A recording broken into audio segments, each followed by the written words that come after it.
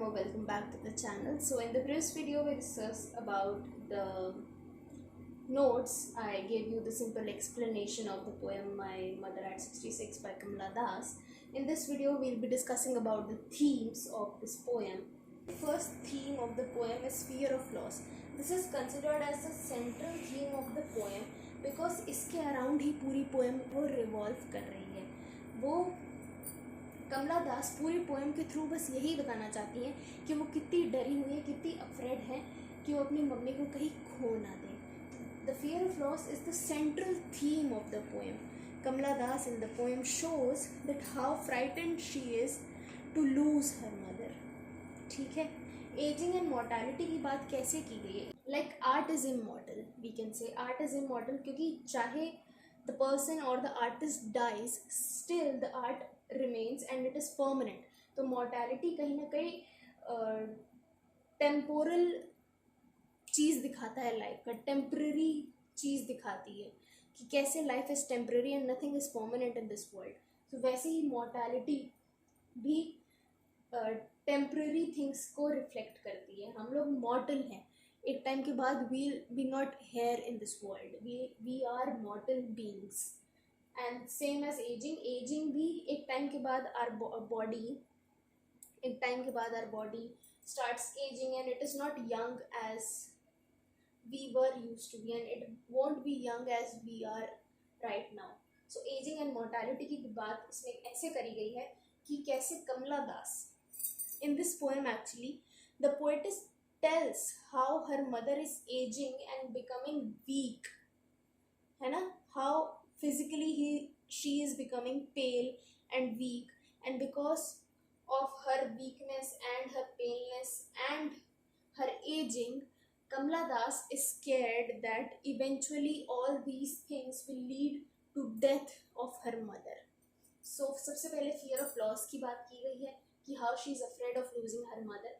Second theme mortality और ageing की बात की गई है, कैसे उनके मम्मी के जो फिजिकल फीचर्स हैं जैसे वो पेल हो रही हैं, थोड़ी थोड़ी वीकनेस उनको आ रही है, ये सब दिखा रही है कि कैसे वो एज कर रही है, कैसे उनकी उम्र जो है वो बढ़ती जा रही है और कहीं ना कहीं ये सारी चीज़ें, ये सारे जो ये सारी चीज़ें हैं वो कहीं ना कहीं उनको डेथ की तरफ ही लेके जा रही हैं. और देखो इमोशनल बॉन्ड एंड लव की बात कैसे करी गई कमला दास ने, बहुत खूबसूरती से इस पोएम में इमोशनल बॉन्ड एंड लव की बात की गई है. एज कमला दास इंसान कब घबराता है? The person will be scared for that particular person only if that person is very close to his और हर हार्ट. सो कमला दास के लिए ऑफकोर्स उनकी मम्मी कुछ ज़्यादा ही क्लोज हैं क्योंकि वो उनकी मम्मी है तो उनकी मम्मा उनके लिए बहुत ज़्यादा ही क्लोज है. तो ये इमोशनल बॉन्ड एंड लव भी कहीं ना कहीं ये पोएम डिपिक्ट कर रही है. कैसे? देखो, जैसे कि poetess is very afraid of losing her mother. So in this poem the fear of the poetess tells the reader that how much love Kamala Das has for her mother. It shows their emotional bond for each other. वो इतनी ज़्यादा अपनी mummy से प्यार करती है कि वो उनको खोने का सोच ही नहीं सकती. वो इतनी इमोशनली अटैच्ड हैं अपनी मम्मी से, वो इतनी ज़्यादा मोहब्बत करती हैं अपनी मम्मी से कि वो सोच ही नहीं सकती कि उनका एक सेकंड भी अपने लाइफ का अपनी मम्मी के बिना कैसा होगा. तो ये तीन मेन थीम्स है. सबसे पहले तो ये मेन थीम है ही और मैंने आपको 2 एक्सप्लेन भी कर दिया. फोर्थ थीम की अगर बात करते हैं तो फोर्थ थीम है सेपरेशन एंजाइटी. उनको घबराहट हो रही थी. आपने अगर पोएम अच्छे से पढ़ी हो तो आपको ये पता लगेगा कि Kamala Das was very anxious of leaving her mother.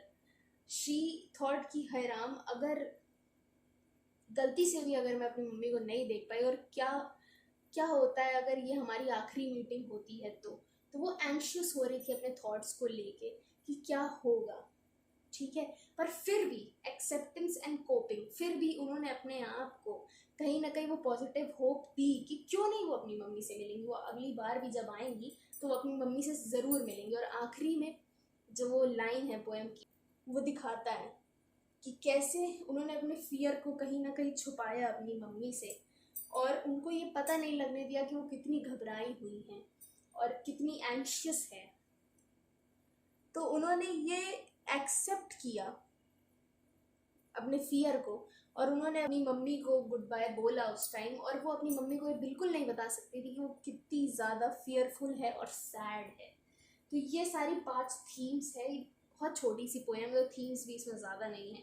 Main तो आपको यही थीम आनी चाहिए कि फियर ऑफ लॉस की कमला दास की ये पोएम बात कर रही है, तो सबसे पहली थीम है, क्योंकि पूरी पोएम ही रिवॉल्व कर रही है उनकी घबराहट के ऊपर, कि कैसे वो घबराई हुई थी कि अपनी मम्मी को छोड़ देंगी, कैसे वो फ्राइटेंड थी कि अगर उनकी मम्मी को कुछ हो जाता है तो क्या होगा उनका।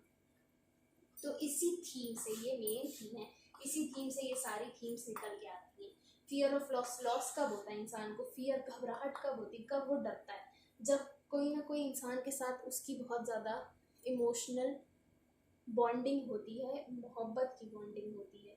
अब फियर ऑफ लॉस अपनी एजड मम्मी के ऊपर, 66 की शायद उनकी मम्मी होंगी उस टाइम, तो वो उसकी बात करती है, तो एजिंग एंड मोर्टेलिटी की वो बात करती है। सेपरेशन एंजाइटी बीच में उन्होंने बात की थी, तो वो हो गई। फिर भी वो आखिरी में कहीं ना कहीं वो एक्सेप्ट करती हैं कि हाँ वो घबराई हुई है, पर वो अपनी मम्मी को नहीं बताएंगी कि वो घबराई हुई है। वो एक्सेप्ट करती है और कोप अप करती है उस थॉट के साथ कि हाँ वो जब आएंगी तो अगली बार वो अपनी मम्मी को ज़रूर देखेगी।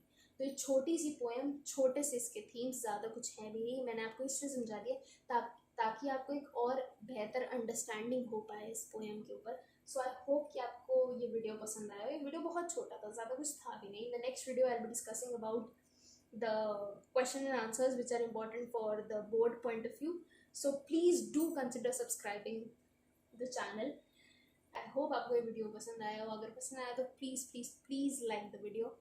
कमेंट डाउन आपको आगे कौन से और चैप्टर्स की या पोएम्स की समरी देखनी है, नोट्स देखने हैं, जो भी। और टिल देन ख्याल रखें अपना, और मिलते हैं नेक्स्ट वीडियो में। Please consider subscribing the channel, I say once again, and thank you for watching everyone. Thank you.